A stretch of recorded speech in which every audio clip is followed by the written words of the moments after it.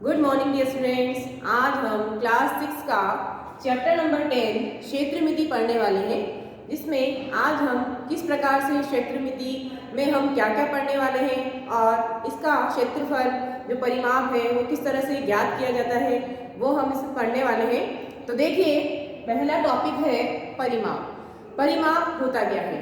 हमने देखा है कि कोई भी आकृति किसी रेखाखंड के द्वारा ही बनी होती है। तो रेखाखंड से बनी हुई आकृति जिसकी पूरी कुल दूरी जो है वो उसका परिमाप कहलाती है। जैसे यहाँ पर एक त्रिभुज है, ये त्रिभुज 3 रेखाखंडों से बना है।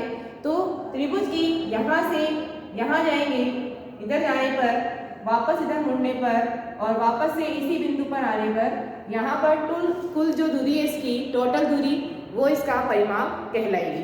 तो देखिए, हम यहाँ पर अलग अलग आकृतियों का परिमाप ज्ञात करेंगे। सबसे पहला परिमाप हम ज्ञात करेंगे आयत का। आयत का परिमाप। आयत में आपने देखा होगा कि इस तरह की आकृति आयत कहलाती है।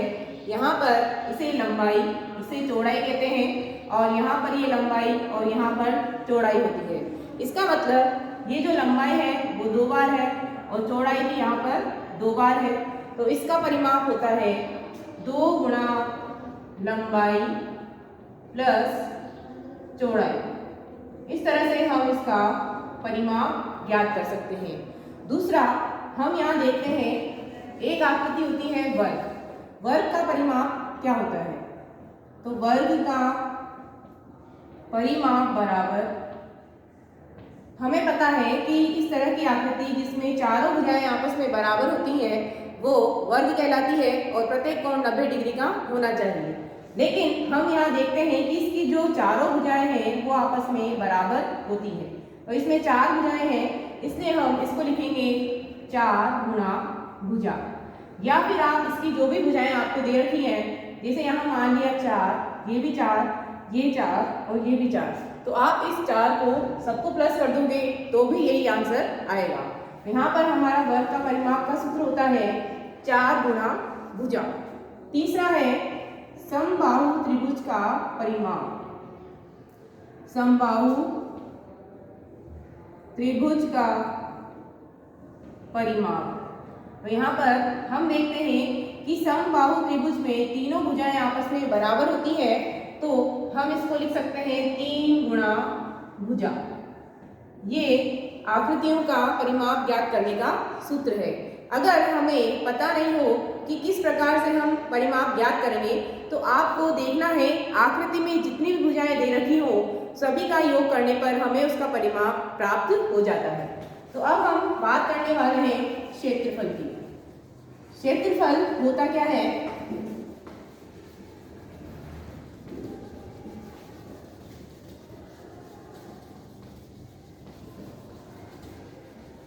अब हम बात करेंगे क्षेत्रफल की। तो क्षेत्रफल होता क्या है? बंद आकृतियों द्वारा घेरा गया जो तल है। यहाँ पर देखो, जैसे ये आयत है, इसके द्वारा यहाँ पर ये घेरा हुआ जो तल है इसका परिमाण क्या कहलाता है? हमारा क्षेत्रफल कहलाता है। तो हम यहाँ पर अलग अलग आकृतियां जो भी बंद होती हैं उनका क्षेत्रफल ज्ञात करने का सूत्र लिखेंगे। यहाँ पर हम पहले क्षेत्रफल की परिभाषा लिख लेते हैं। क्षेत्रफल होता क्या है? क्षेत्रफल होता है बंद आकृतियों द्वारा, बंद आकृतियों द्वारा घेरे गए तल का परिमाण क्षेत्रफल होता है। क्षेत्रफल होता है। सबसे पहला हम क्षेत्रफल पढ़ेंगे आयत का क्षेत्रफल। आयत का क्षेत्रफल होता है लंबाई गुणा चौड़ाई।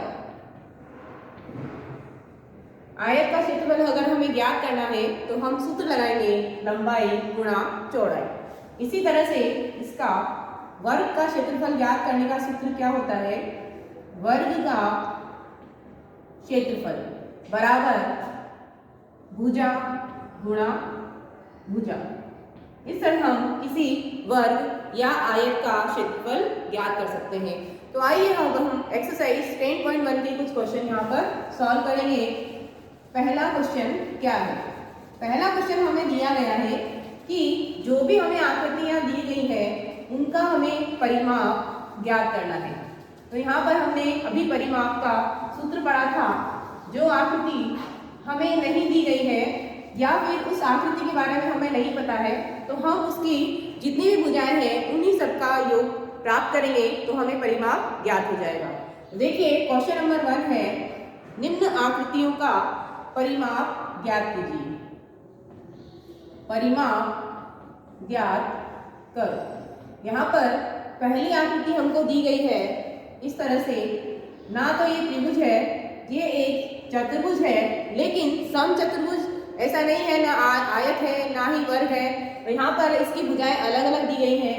ये आकृति, इसमें पहली भुजा 4 सेंटीमीटर, दूसरी भुजा 2 सेंटीमीटर, तीसरी भुजा 1 सेंटीमीटर और चौथी भुजा 5 सेंटीमीटर। अब हमें इस आकृति का परिमाप ज्ञात करना है। तो परिमाप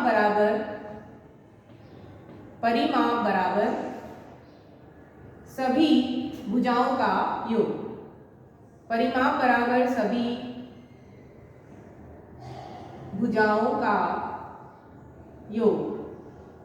यहाँ पर हमें जितनी भी भुजाएं दे रखी हैं सबका योग करने पर हमें परिमाप प्राप्त हो जाएगा। तो देखिए 4 + 2 + 1 + 5 यानी कि 6 और 1 7, 7 और 5 12 सेंटीमीटर इसका परिमाप हमें प्राप्त हो गया। अब हम इसका क्वेश्चन नंबर 2 करेंगे। देखिए क्वेश्चन नंबर 2 क्या है? क्वेश्चन नंबर 2 में हमसे क्या पूछा गया है? 40 सेंटीमीटर लंबाई, 40 सेंटीमीटर लंबाई और 10 सेंटीमीटर चौड़ाई, 40 सेंटीमीटर लंबाई और 10 सेंटीमीटर चौड़ाई वाली आयताकार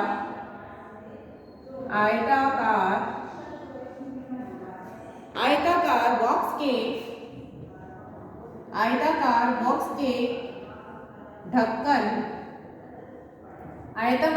के ढक्कन को चारों ओर से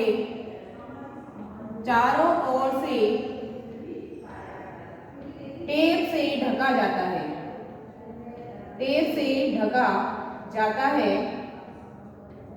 अब हमें यहाँ पर टेप की कितनी आवश्यकता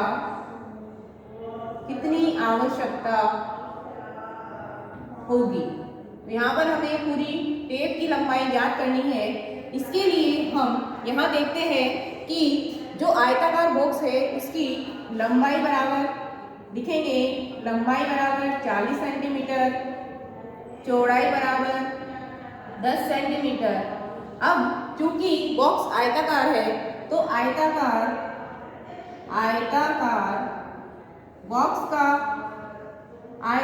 बॉक्स का परिमाप बराबर 2 गुणा लंबाई प्लस चौड़ाई। तो यहाँ पर हम लंबाई और चौड़ाई का मान रखेंगे।